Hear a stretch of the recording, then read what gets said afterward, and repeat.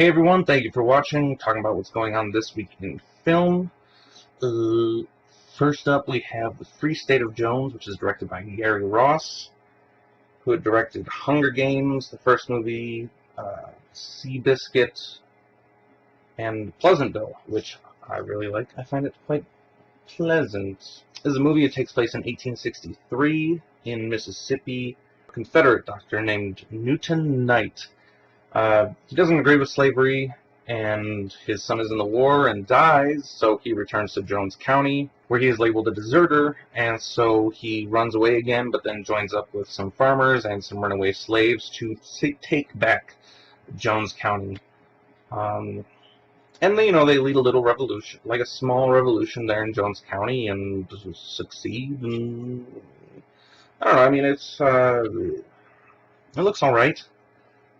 It's coming out sort of alongside. I know there's another Civil War themed movie coming out soon. So I mean, it just seems to be a sort of theme going on now. I think it has to do with the success of 12 Years a Slave.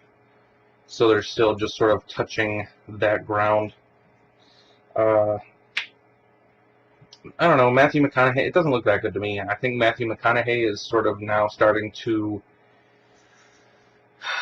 I think his ego has gotten a bit big. Even in just the trailer, he looks extremely over-dramatic. I'm not really planning on seeing this one in theaters. Even if it is really good, it doesn't really hold any interest with me in really any facet. Next we have The Shallows, which is directed by Jaume Collet Serra. He's known for directing House of Wax, Orphan, and he's worked with Liam Neeson on a few movies, Nonstop, Unknown, and Run All Night. This is about a surfer who's like 200 yards from the shore, and she's trapped on this rock after being attacked by a great white shark. The moment I saw the trailer for this one, it was just a straight no. I don't care. It's just no. Next one I'm actually pretty interested in. Neon Demon, directed by Nicholas Winding Refn. But he directed Drive, Valhalla Rising. He's worked with Mads Mikkelsen on that, as well as he did some Pusher movies back in the 90s.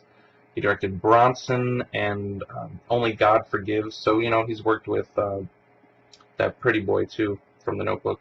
And this is about a young model who moves to LA, and then there are these women who are part of this modeling agency, I guess, who are trying to literally devour her youth and vitality. I actually do want to see this.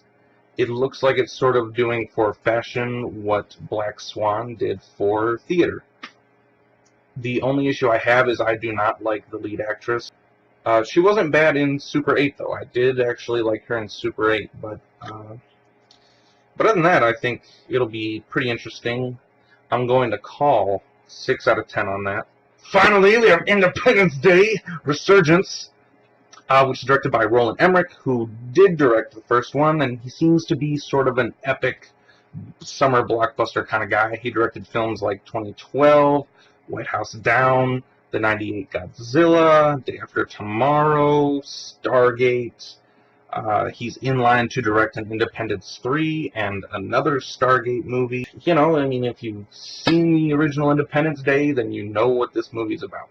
If you haven't seen the original Independence Day, watch the trailer, you know what this movie's about. Aliens versus Earth. Seeing the first one is not essential to see this movie, clearly. Though I am still excited to see it. I really enjoyed the first one. I like that they're bringing characters back. And then, in history, we can say happy birthday to Nicole Kidman and John Goodman yesterday. And then, on June 19th, 1991, Ridley Scott came out with his awesome Thelma and Louise, starring Gina Davis and Susan Sarandon. Brad Pitt was also in there.